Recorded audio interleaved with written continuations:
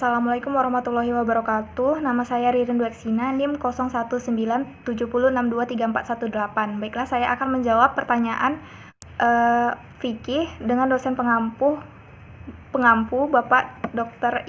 Iwan Agus Supriyono. Baiklah, pertanyaan. Kenapa Allah Subhanahu wa taala melarang talak atau perceraian dalam artian boleh tetapi Allah tidak menyukainya? Dan apakah rujuk harus menunggu masa iddah? Talak atau perceraian merupakan sesuatu yang sangat dibenci Allah Subhanahu wa taala. Perkara ini memang halal, tetapi mengandung dampak negatif, yaitu memutuskan silaturahmi, memisahkan ikatan suci yang membuat baju satu sama lain menjadi hilang. Selain itu, menimbulkan banyak hubungan konflik dan menimbulkan efek buruk serta kerusakan bagi masa depan anak. Bukankah Allah Subhanahu wa taala sangat membenci hal-hal yang merusak? Yang halal sekalipun termasuk perceraian tetap dibenci Allah karena dampaknya adalah mafsadah. Mengapa Allah Subhanahu wa taala melarang talak atau perceraian dalam arti boleh tetapi Allah tidak menyukainya? Dan apakah rujuk harus menunggu masa iddah? Rasulullah pernah bersabda, sesuatu yang halal namun dibenci Allah adalah perceraian. Hadis riwayat Abu Daud dan Hakim. Karena dalam proses perceraian tersebut akan merusaknya hubungan silaturahmi yang terjalin antara suami dan istri dalam masa pernikahannya. Namun dibolehkan ketika tidak ada jalan keluar dari suatu masalah rumah tangga. Untuk rujuk, apakah memiliki masa iddah? Kalau untuk talak 1 dan 2 itu tidak memiliki masa iddah untuk rujuk.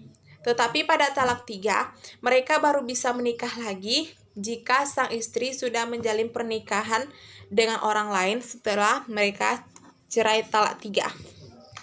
Allah Subhanahu wa taala melarang talak atau perceraian dalam artian boleh tetapi Allah tidak menyukainya.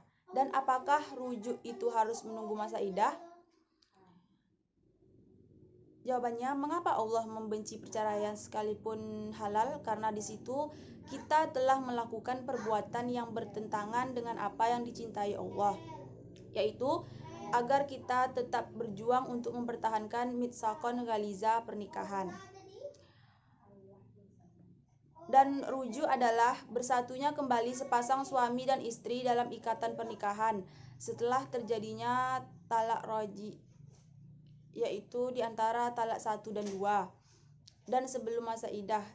Jika masa iddah telah habis, maka suami tidak berhak untuk merujuknya kembali. Mengapa Allah melarang talak atau perceraian dalam artian boleh tetapi Allah tidak menyukainya? Karena pernikahan merupakan suatu ikatan yang harus dijaga. Ketika ada konflik, itu adalah ujian yang harus dihadapi. Bersabar dengan kelemahan yang dimiliki pasangan. Jadi meskipun Allah memberi lampu hijau untuk perceraian, tetapi perceraian harus dihindari oleh pasangan muslim. Apakah rujuk harus menunggu masa iddah? Rujuk tidak harus menunggu masa iddah atau dapat dilakukan ketika dalam masa iddah. Allah Subhanahu wa taala melarang talak atau perceraian dalam artian boleh tetapi Allah tidak menyukainya. Apakah rujuk harus menunggu masa iddah? Nah, jawabannya Islam memang tidak melarang kita untuk melakukan perceraian, tetapi walaupun tidak dilarang tetap saja perbuatan tersebut dibenci oleh Allah.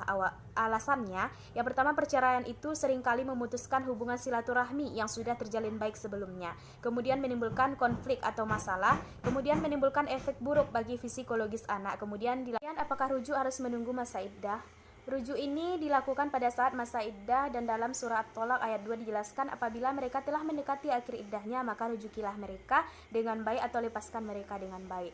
Dan jika seorang istri sudah habis masa iddahnya dan suami berkehendak merujuk kepadanya, maka ia harus melakukan akad baru dan memberikan mahar lagi.